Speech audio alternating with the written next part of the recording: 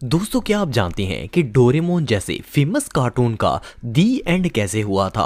और क्या आपको पता है कि शिन चैन कार्टून के लास्ट एपिसोड में शिन चैन की डेथ हो जाती है?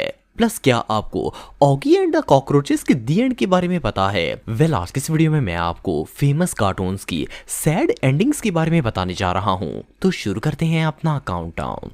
शिनचैन दोस्तों, नॉर्मली ऐसा होता है कि जब भी किसी मूवी या बच्चों के कार्टून की एंडिंग होती है तो एंड पर सब कुछ ठीक हो जाता है और इस सीरीज की हैप्पी एंडिंग होती है। लेकिन अगर शिनचैन कार्टून्स की लास्ट एपिसोड की बात की जाए तो ये इसके बिल्कुल उलट है। असल में ये कार्टून एक छोटे से बच्चे पर बनाए गए थे जिसका नाम शिनचैन होता है। ये ना सिर्फ खुद क्यूट और नॉटी होता है बल्कि शिनचैन का कैरेक्टर तो इतना मजेदार होता है कि छोटे तो बच्चे दूर रहे, बड़े भी इसके फैन हो जाएंगे। लेकिन आपको जानकर हैरानगी होगी कि ये कार्टून्स जितने फनी और इंटरटेनिंग थे, इनका एंड इतना ही हार्ट ब्रेकिंग था। शिनचैन की लास्ट एपिसोड में शिनचैन की माँ उसे और इसकी छोटी बहन हिमा मानी को लेकर मार्केट जाती है। वहां जाकर इनकी माँ शॉपिंग में इतनी बिजी हो जाती है कि इसे हिमा मानी का ख्याल ही नहीं रहता और वो गलती से रोड पर एक गाड़ी के सामने आ जाती है। जैसे ही शिनचैन की नजर हिमा पर पड़ती है तो वो इसे बचाने के लिए भागता है, लेकिन ड्राइवर से ब्रेक नहीं लगती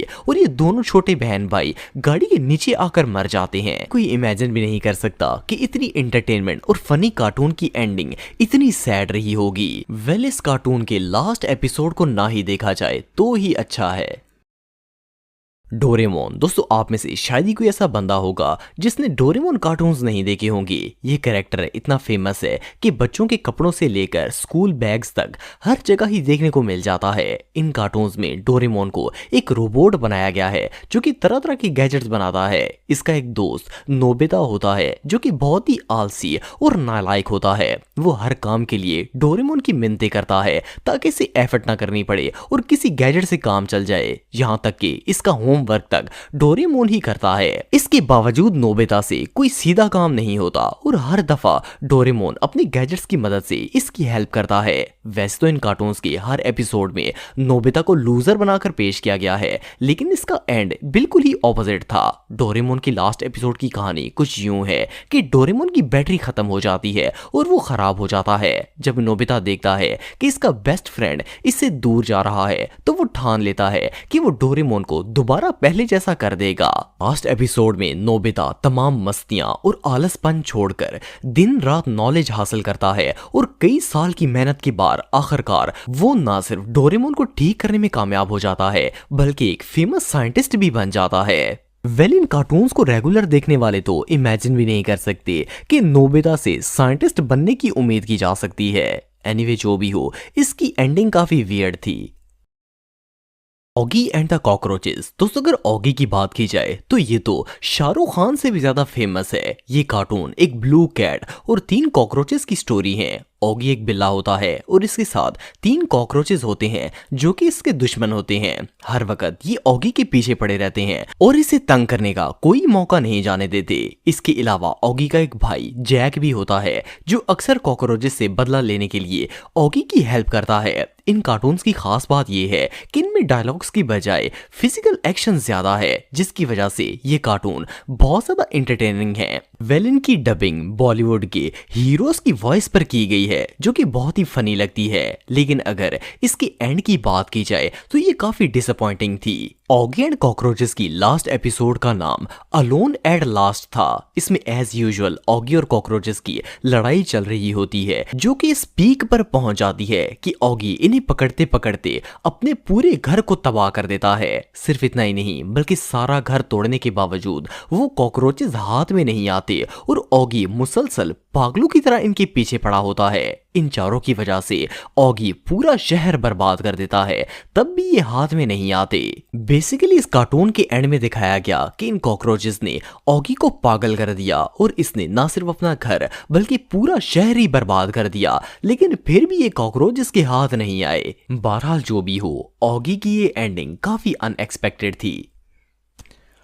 पोकेमोन दोस्तों, पोकेमोन एक ऐसा एनिमे शो था जो न सिर्फ देखने में फेमस हुआ बल्कि इसके कैरेक्टर पिकाचू की डिमांड इतनी ज्यादा है कि अब तक इसकी पिक्चर्स वाली एसेसरीज और टॉयज मार्केट में सेल होते हैं। यहाँ तक कि इस पर वीडियो गेम भी बन चुकी है। इसमें एक लड़का होता है जिसका नाम ऐश होता है। ऐश एक पोकेमोन मास्टर बनना चाहता है, जिसके लिए ये पोकेमोन वर्ल्ड में चला जाता है। वहां ये बहुत सी टूर्नामेंट जीता है और इसके पास कई पोकेमोन इकट्ठे हो जाते हैं। इनमें इसका फेवरेट पोकेमोन पिकाचू होता है। ये हमेशा पिकाचू की हेल्प करता है और जब भी वो एक नया पोकेमोन अचीव करने लगता है तो पिकाचू को अपने साथ लेकर जाता है। पोकेमोन सीरीज की लास्ट एपिसोड का नाम the rainbow and the Pokemon master था और इसकी स्टोरी ये थी, इसमें ऐश अपने दोस्तों ब्रोक और मिसी के साथ एक पोकेमोन बैटल पर जाता है, लेकिन वो वहां उनसे जुदा हो जाता है।